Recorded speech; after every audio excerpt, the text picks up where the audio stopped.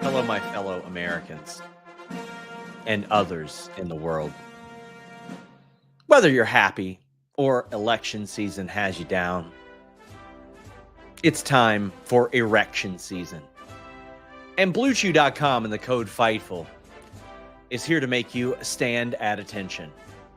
Whether it's the entry poll, the exit poll, or some other kind of poll, BlueChew.com and the code FIGHTFUL has you covered. Even though you may not be satisfied with this year's election results, I promise you will be satisfied with the erection results at BlueChew.com and the code FIGHTFUL. It promises the same active ingredients as Viagra and Cialis, but at a fraction of the price, and the economy is a big topic. You prescribe online, it gets shipped straight to your door.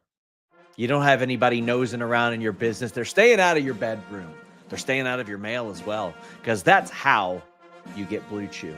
You don't have to wait online, or you don't have to wait in line at a pharmacy or a polling center. It doesn't really matter. You don't have to wait in line at the doctor's office. You go online, and if approved by one of their online physicians, Blue Chew comes straight to you, so you can, well, you know what you'll be doing after that. Use the code FIGHTFUL. Get your first shipment free.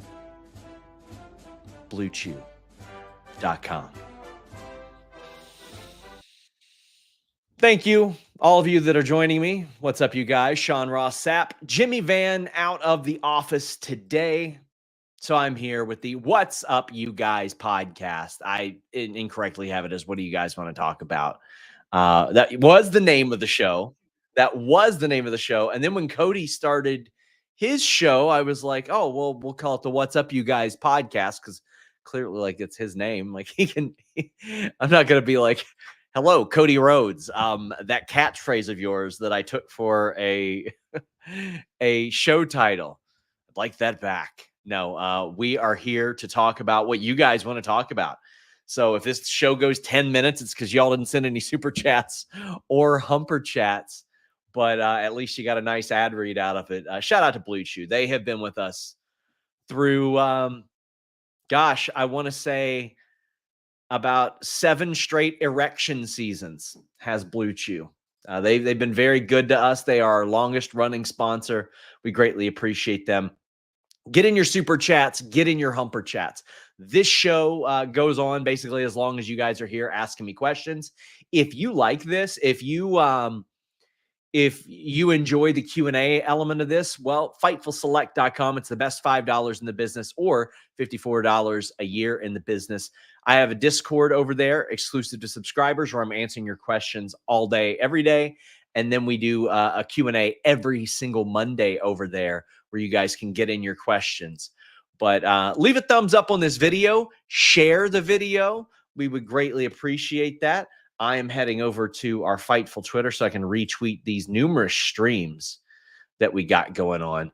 StreamYard sent me a very important update that in 75 years, StreamYard will lose access to my Twitter. 27,448 days. So thankfully, I would prefer to 76-year heads up, but listen, we are where we are. And a little bit of a programming note, by the way. Hardy Boys, Atlantis Junior interviews on Thursday. And then tonight, we're doing 2 separate streams. I asked you guys on Twitter, X, whatever the hell you want to call it, what kind of setup you all wanted for tonight's shows. And you guys said that you wanted dedicated streams. Here's a little inside baseball. The last time we did that, Kate and Alex got Mansoor to appear on the show. I tried to get Mansoor to appear tonight, but he will be on a plane. Damn. Cameron starts us out. Who are some people you hope to be WWE ID'd? So what I don't want to do is say, yeah, I want WWE to ID these people. But what I'll do is give you guys a list of talent that I think are among the best that haven't been signed by WWE or AEW prior. Mance Warner, who is the top of GCW. And the reason I said what I said, I don't want it to make it seem like oh, well, they need that ID thing. We still don't know what it all will all consist of. But and I'm not like trying to besmirch anybody that I leave off. But on the men's side of things, I look at Rico Gonzalez, Joe Alonzo, Dex Royal, Blake Christian. He was signed before, though. Alec Price, Richard Holiday, Luke Curtis, Myron Reed, Michael Oku, Kevin Blackwood, Mance Warner. On the women's side of things, man, Aaliyah Gray, who used to be in WWE, but Maggie Lee is the most obvious home run. Brittany Brooks, Maya World, J-Rod. If you guys haven't looked up J-Rod, you will see her and you'll immediately go, well, why hasn't WWE already signed her just based on look and presence? 2D Lynn, Amira, Zeta Steel, Missa Kate is another one that I really like a lot. And then there's so much more. I mean, Jordan Oliver is obviously a guy who, even though he's sidelined with an injury, Shane Mercer, there's a good amount of indie talent. And then, of course, Zilla Fatu is one that will almost certainly get it. Will there be a women's C2 this year? I don't know about that. Maybe a different kind of tournament. I know that they have tossed around the idea of women's tournaments in the past, but I don't think it's going to be like a women's Continental Classic or anything like that. Have you heard any location for Elimination Chamber? Not outside of the rumors of Toronto. I've not heard anything regarding specifically where they go. And Ricardo says Megan Bain. Yeah. The rumors are Toronto. If it's in Toronto, I'll probably be there. I'll probably go to that show because it's been a while. Reminder, guys, get in those super chats, get in those humper chats. If we have a down period, I'll talk a little bit about what we have on FightfulSelect.com because, man, we got a bunch this week as well. How does the company view Iyo Sky as a main event? So she is somebody that they clearly like and have liked for a long time. And I know that over the last year or two, they have viewed her as somebody who can go in and out of a lot of different things because she has that versatility, and it's very, very important for what all they've used her for. They've used her in singles, tag, factions, babyface, heel, any number of those. She has slid in and done that. She carried Money in the Bank for a very long time as well. They had her as a top champion. They've had her near the top of the tag team division. So, I mean, they view her as, one, reliable, but two, able to show her versatility and really that benefits them an awful lot. Cool Fool says, has there been an update on if Raw will be TV PG or TV 14 on Netflix? So, sorry for the dead air. Had to breathe. That deviated septum, my friends. So, I've explained this a few times. I'll try to explain it again. It is all based on what the sponsors are comfortable with. WWE will push the envelope probably a little bit more. There will be less censorship on Netflix. That won't be as required unless there are particular high dollar sponsors that say, well, if the crowd is chanting WTF or shit or, something like that, and they want it censored, they might have some influence on that. I feel like it's more sponsorship influence than it is network influence at this point. Now, I'll break it down like this. TV ratings are not the same as video games and movies, meaning there's an ESRB that does video games. And if you get a mature rating, well, there are supposed to be guidelines that are adhered to. If the Motion Picture Association of America gives you an R rating or an X rating, I think it's an NC-17 now. It was X when I was younger.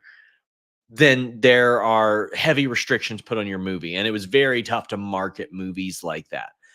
There is no real oversight board like that for TV ratings. So, for example, WWE could have a TVG show, not TVPG, TVG, and go out there and show ass cheeks and say shit all they want because they're on cable. But if it's on like a network that is sent out over, radio waves, they have to answer to the FCC. So when you're on Fox or CW like NXT, you have to answer to that. You don't have to answer to anybody but the sponsors. So I'll give you guys a good example. If you see me going at somebody on Twitter, you say, and you'll see them say, very professional, Sean. I say, I am as professional as deemed necessary by my outlet because I don't have an oversight board. So unless Jimmy has a problem with it, unless one of our sponsors like takes severe issue with it, and they never have, there's no real issue there. In WWE, they answer to the network, their shareholders, and sponsors. Their shareholders probably don't care as long as it's going to benefit them from a financial standpoint. The network likely just wants whatever will bring them viewership, which also results in advertising dollars. However, sponsors definitely have some say in it. Like, for example, Domino's did not want to be on TV with the Nick Gage pizza cutter gimmick. How do you feel about Kenny returning to New Japan? I would have preferred it being AEW. I would have much preferred that. But I also think that it goes a long way in the relationship with New Japan and AEW. And sometimes there's a lot of give and take there. And as you can see, there's plenty of take when it comes to AEW in this relationship. They're signing up Switchblade. They're signing up everybody when AEW started. Like, they're taking a lot of talent, Okada. So as a goodwill gesture, being like, you know what? Here is Kenny Omega. He can pop up on your show. It fits a little bit more appropriately right now, even if he can't get that physical. I think it's a goodwill gesture. I'm not that bothered by it right now, L. Hicks, but that's a question that's been a hot topic over the last week, and I think it's a very good one. To me, it'll be a TBD. If they end up doing something that makes an awful lot of sense with Kenny, I think it will age well. But to me, it's a goodwill gesture. I'll tell you what aged well. On the backstage, or not the backstage, I call that damn show everything else. It's the Fightful show that we do on Select on Monday mornings. I film that on Sundays. And somebody asked me what I think that who he should feud with in New Japan. And I said Gabe Kidd. And that's immediately who he got in there with. And I'm excited for it. Gabe Kidd can sell a fight, man.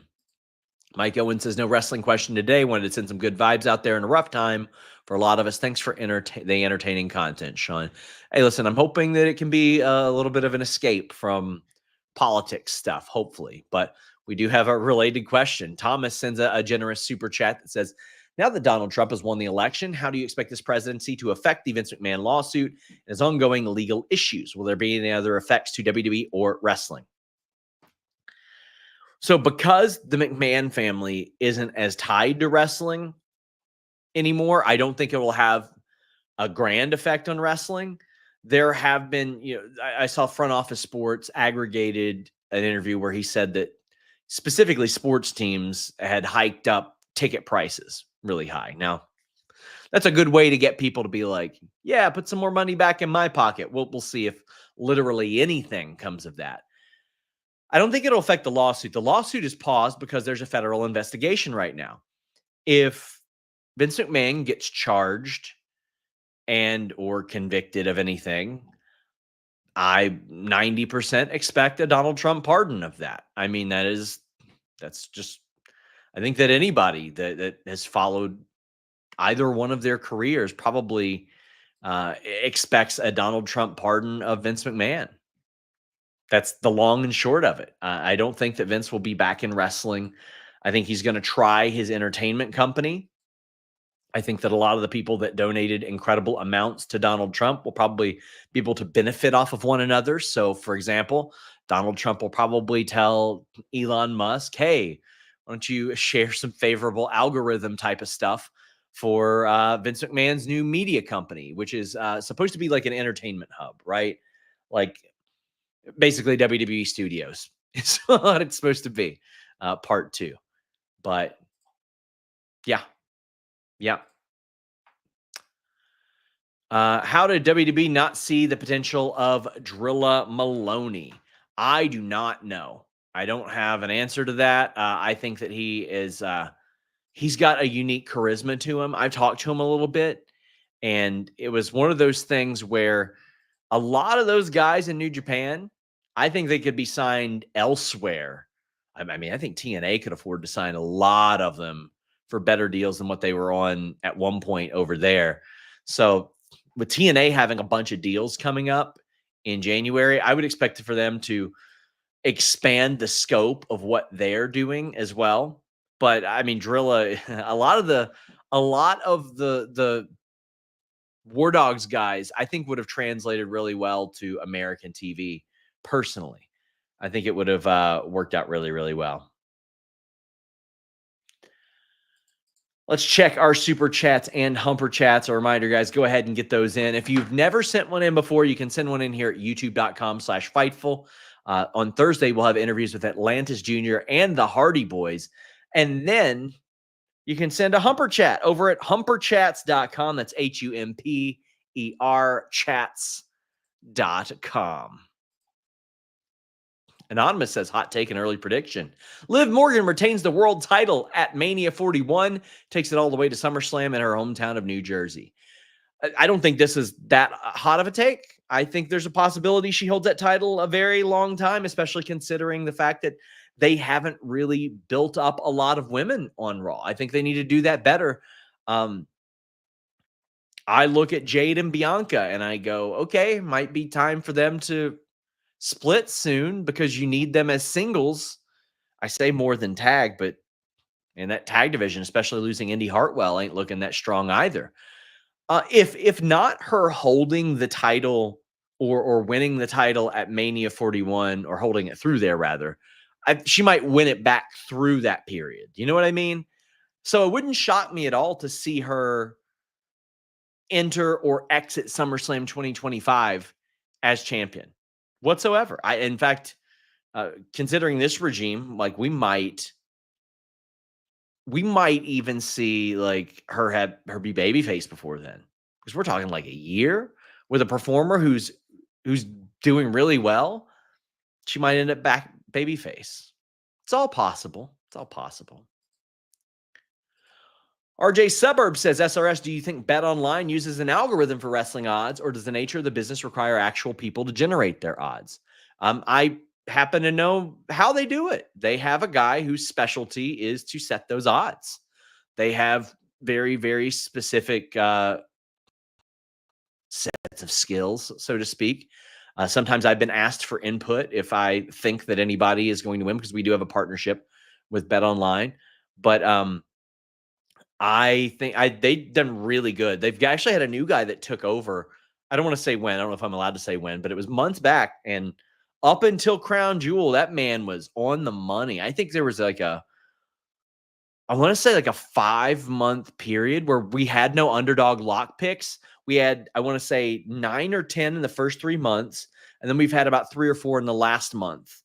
But for a while, there were no underdog lock picks there. And this is a free ad for BetOnline. Listen, Kate won money off of the Masha Slamovich title win because she looked at that and she was like, Masha's winning that. She put some money down there.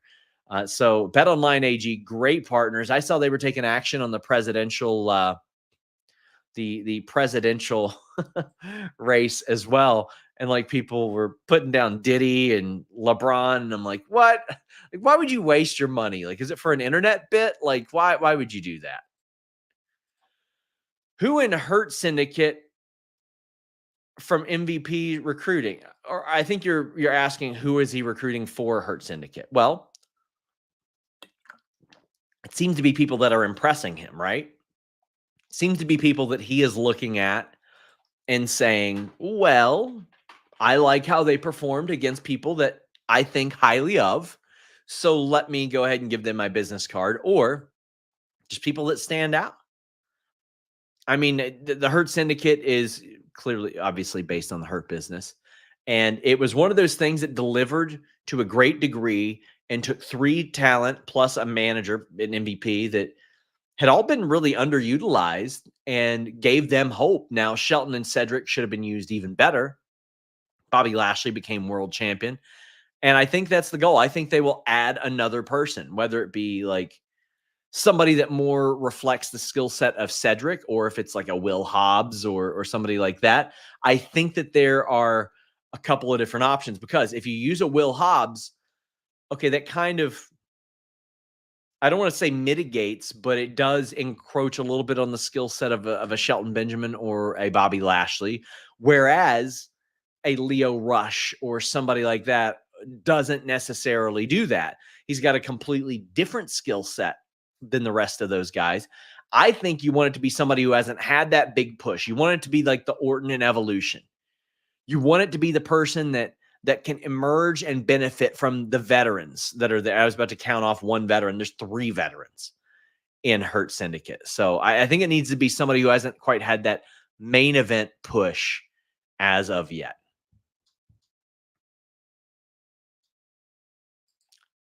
I'm going to allow some more super chats, humper chats to sort of accrue here while we hear from our wonderful partners at NordVPN.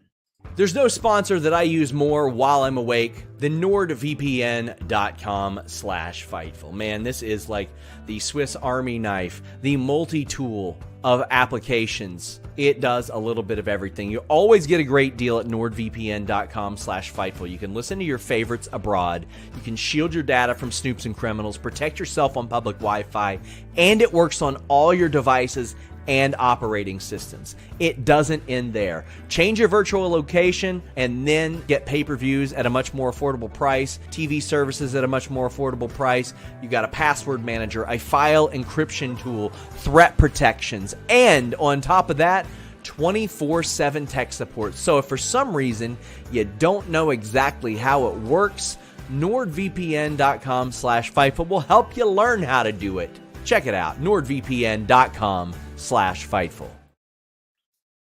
Nord has been with us for a number of years as well. And hey, listen, again, if you're worried about the economy and saving some money, NordVPN.com has saved Fightful. At this point, Nord saved us thousands of dollars. So that's very beneficial. Any news on an ROH TV deal? I haven't heard anything of late except that they're angling for one. I mean, at this point, like, I've had this conversation with Kate. Like, she loves ROH, obviously, but it's like, why are we doing an ROH post show if they don't do anything major on ROH? Hey, what's that over there? Says, I've said this on the Rhapsody pod that Bowen should be the person that joins the Hurt Syndicate. I completely agree. I completely agree with this. I think that Bowens would be great. I think it should be a swerve. It should be is Max Caster going to join the Hurt Syndicate type of thing? And then it's like, no, they were after Bowens all along. They never wanted Max Caster. I would really love Anthony Bowens, one, to split up from the Acclaimed, which I understand Tony's affection for the Acclaimed as a duo, because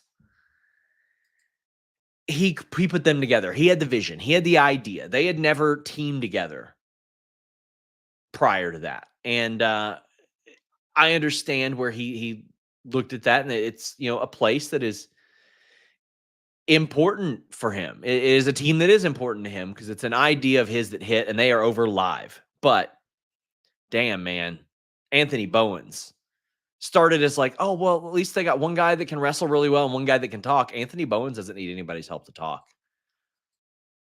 Does AEW need a training center for talent? I would just work out some sort of deal with a place and say, yeah, here, we'll pay you this amount. Can our wrestlers come train there? Or just establish a facility where people can go there and you've got like sort of somebody supervising and helping out. I don't think it needs to be like that in depth. There's somewhere where people can keep the rust off, I think. Thoughts on the Mike Mansuri quotes today. So I'm going to read directly from the Fightful article that Jeremy Lambert transcribed. He says, quote, the idea was getting more IP based with everything that we're doing. How can we get AEW to be more towards the cutting edge? That's always the challenge with our line of work. We're not quite sport. We're not quite entertainment. We're a lovely hybrid. How do we take our form of content and intertwine technology into it that leaves us at the cutting edge and allows us to be trendsetters as opposed to followers? Starting in 2025, you'll see more of a sports style presentation in arena in terms of being able to entertain the audience when there isn't in-ring content taped or taped content happening as a part of the TV broadcast. We want to create a nice split between the live event and TV show just to make that experience for those in-house feel a bit more special.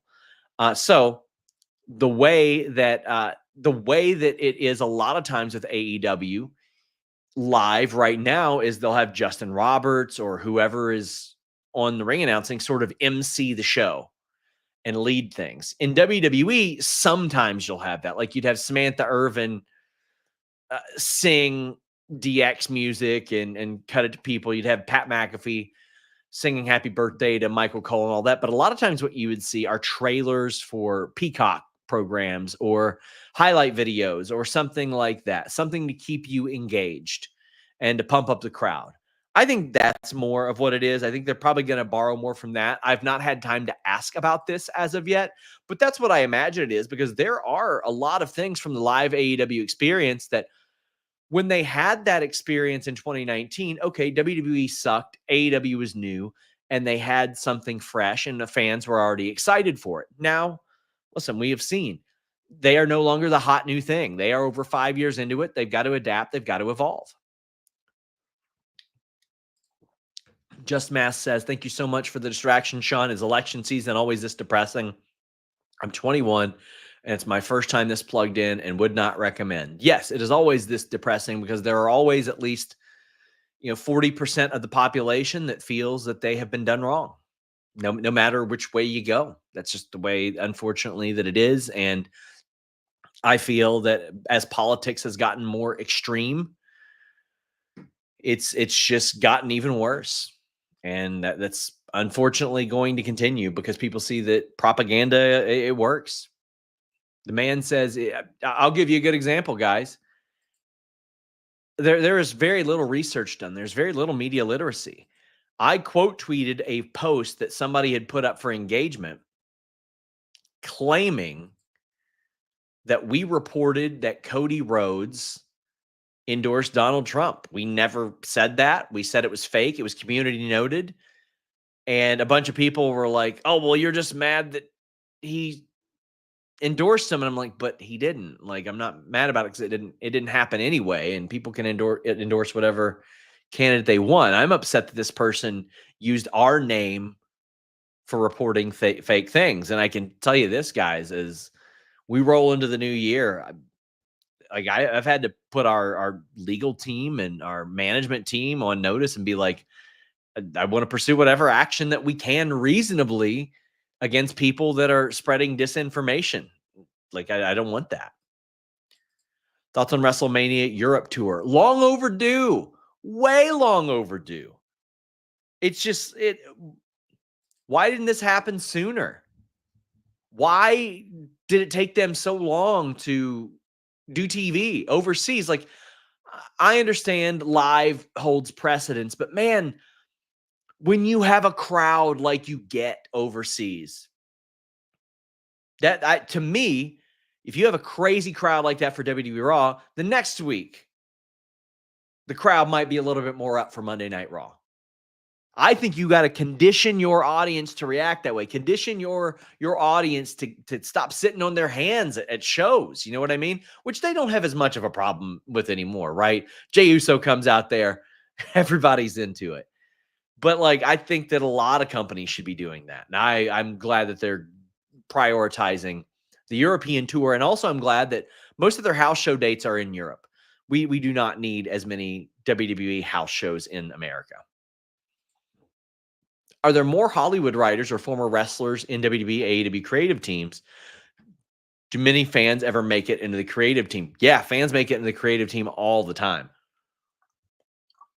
I mean, dating back to the 90s with Russo, like he was effectively a fan for a long time. But yes, I'm I know, gosh, dozens of people who have made it into WWE as writers, assistants, um, any number of things that were fans. Like it's very, very common. That's like why when people bury Will and stuff, and they're like, "Nah, he's just a fan," and I'm like, "Well, do you expect somebody to come in there with product knowledge?" Like, usually when people apply for that job, they have a familiarity with it and have some sort of fandom. Thoughts on Ricochet challenging Zack Sabre Jr.? I love it. Again, that is one of those goodwill gestures. Ricochet, by all means, will have his opportunity to show what he says he's been capable of, and we've seen him to be capable of. But he's very confident in himself, and it's funny because that's the character I've always said I wanted to see him play, as a guy that knew exactly how good he is. That seems like what he's doing now. It seems like that's the personality that he's taken on within New Japan and AEW. Thoughts on Wrestle Dynasty? I mean, the fact that Kenny is open to working that show, I think will go a very, very long way. A lot of people are saying, well, when is AEW going to do a show in Japan? This is their show in Japan. This is what they're going to do. I would change the name of next year's Dynasty pay-per-view. I wouldn't have a Dynasty if you're going to have a Wrestle Dynasty as well. But right now, you got the Young Bucks who are going to be there. You got Zack Sabre Jr. versus Ricochet. It is, again, a growth of their partnership, and it's going to have CMLL involved and Stardom. Like, I wonder, who does Atlantis Jr. represent in this? He works for every single one of these companies. So I'm excited for it. It's going to be good. Odd Stone Cold appears and wrestles at Mania. I would say, oh man, I'll go 20%. And I really want him to wrestle CM Punk. I badly want to see Stone Cold Steve Austin wrap it up with CM Punk. I want to see a program.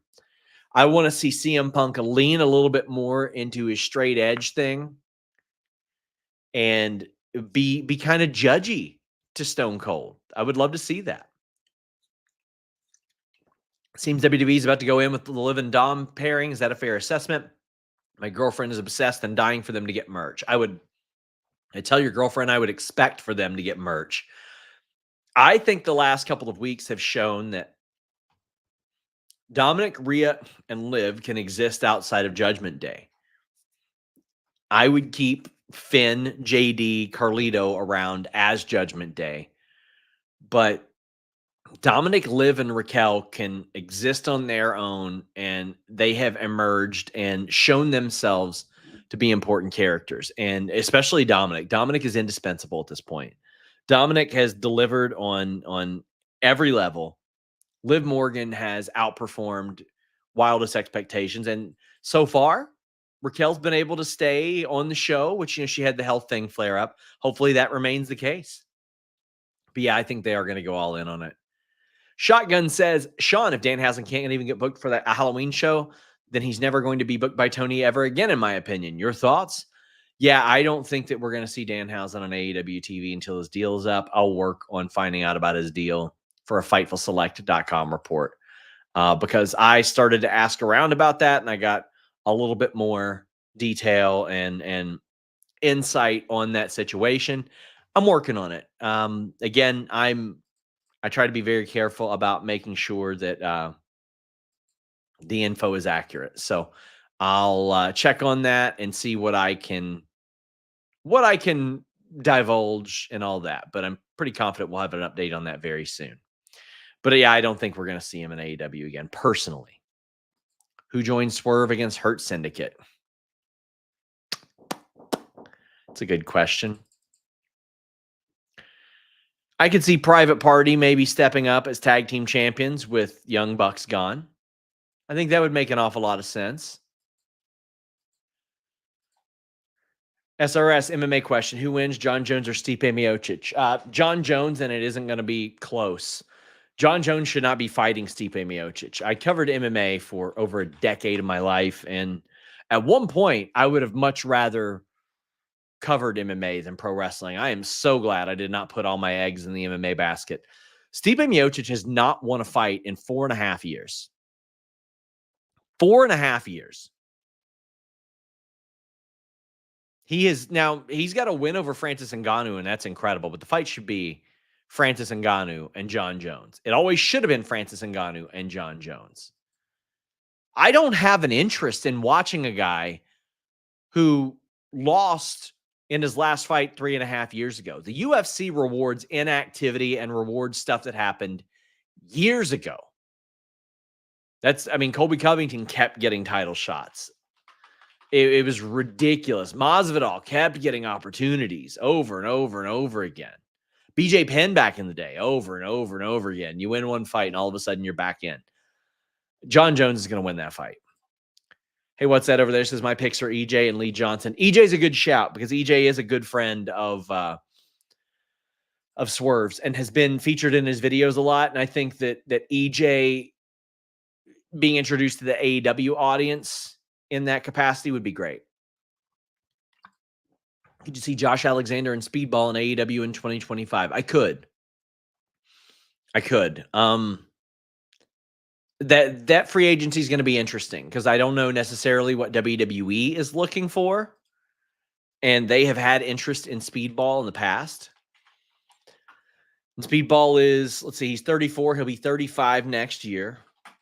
Josh Alexander is 37. He'll be 38 next year. But if I'm WWE, I look at these guys and I'm like, if you all give me a 2 to 3 year run, hell yeah. It's what, like, WWE used to be over the moon about people giving them a 2 to 3 year run, right? Like, thoughts on Montez and Doc's latest comments? Think this will turn into an angle? No reason Tez can't be worked in the U.S. title scene. This is another one I'm working on, and I'm cautious of anything being a work. I'll say that. And I just want to say I like both of those guys personally. But I mean, also, just because I'm cautious of them being like them working doesn't mean that I dislike it from a personal level. I've learned a little bit on this. It's a considering the option situation, but I'm cognizant of that possibly being a work. I really am. And I do think it will turn into an angle, yes. If Montez wants to go solo and you don't need to split the group, I'd rather them add another wrestler for Dawkins, maybe Apollo Crews. I don't know how well Apollo would fit in with because again, I don't know Apollo on a personal level like I've known Angelo and Montez. I've never done media with him, so I don't know. But I also think that maybe if he's the complete opposite, and he's like the straight man to them being way more over the top, that could work out as well. So I don't hate that.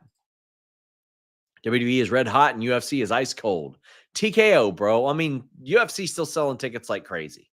I don't know what the pay-per-view numbers are now because I don't look at it. I never look at their pay-per-view numbers anymore. Hajun says, why do you think Nia Jax and Naomi have not been included in the Bloodline storyline yet, especially with Nia being the only family member with gold? They have preferred to keep it on the men's side of things as of now. I think that Naomi should have been brought in. Like, I think that should have been the motivational point for Jimmy because they've acknowledged their relationship on screen, right? And it's like, who can really talk some sense into Jimmy? Well, his lovely wife could talk some sense into him. And say, that's your family. Everybody's got their family. Everybody fights with their family, etc. I think that would go a very, very long way. As far as Nia, I don't know how deep the connection is. I don't know how, like, if she grew up around those guys or if it was more of a connection to The Rock specifically. But I've never heard her mention it or never heard her mentioned in it. Meet Normus says, as the old lady in the Wendy's ad once asked, where's the beef? Hobbs is healthy. Wardlow's in witness protection. He's hurt, by the way. Wardlow's hurt. Hobbs is healthy, and Hobbs is available to return. It's a matter of creative. Will we actually see Meet Mayhem? Considering I don't know what the hell's going on with Miro, I don't know. But I think eventually they'll have to do Meet Mayhem after getting the name for it and all that. I think they'll have to. I think they gotta meet Normus. Guys, last call, super chats, humper chats, get them in. Otherwise, I'll be wrapping up. Please leave a thumbs up on this video. Something I wanted to touch on briefly because I had asked around about it yesterday. I'll give you guys the inside baseball here.